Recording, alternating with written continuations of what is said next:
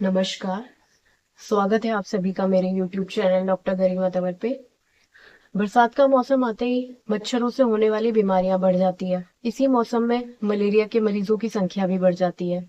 Malaria एक common बीमारी है जो जुलाई से लेकर अक्टूबर तक कॉमनली पेशेंट्स में देखी जाती है। तो आज की वीडियो में हम जानेंगे मलेरिया बुखार के बारे में। आज हम जानेंगे इसके कारण, इसके लक्षण, इसके उपाय और सावधानियां और घर में उपलब्ध चीजों से इसका घरेलू उपचार। सबसे पहले हम जानेंगे इसके कारण। मलेरिया फीवर क्यों होता है? इसका सबसे मुख्य कारण है फीमेल एनोफिलीज मच्छर। इस मच्छर के काटने से पैरासाइट हमारे खून में जाता है। उसके बाद ये लीवर में जाकर अपनी लाइफ साइकिल स्टार्ट कर देता है और रिप्रोड्यूस करके अपनी संख्या बढ़ा लेता है। उसके बाद ये वापस खून में जाकर हमारे रेड ब्लड सेल्स यानी कि लाल रक्त कोशिकाओं को डैमेज कर देता है। इसी वजह से मलेरिया के मरीजों में खून की कमी हो जाती है। ये एनोफिलीज मच्छर हमारे घर के आसपास जहाँ पानी इकट्ठा हो या जहाँ गंदगी रहती हो वहां पर ये ग्रो करता है और वही रिप्रोड्यूस करता है।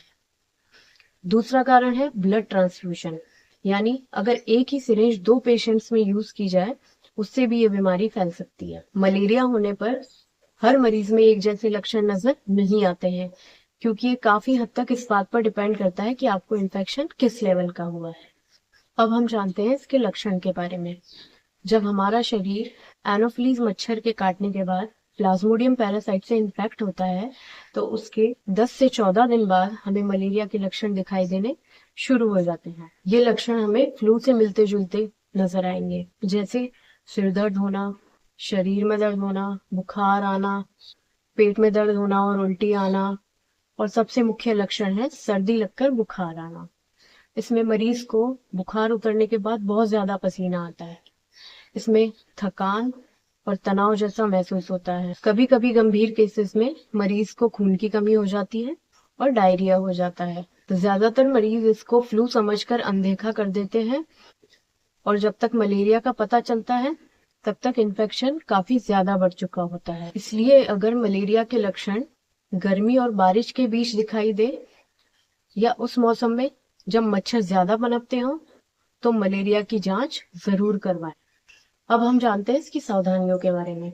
मलेरिया से हम खुद को कैसे बचा सकते हैं?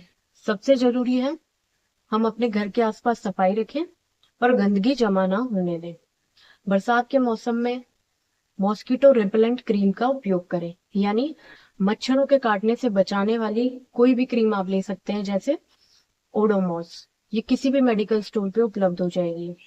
रात में सोते समय मच्छरदानी का उपयोग करें। मॉस्किटो कॉइल, अगरबत्ती या ऑल आउट का इस्तेमाल करें।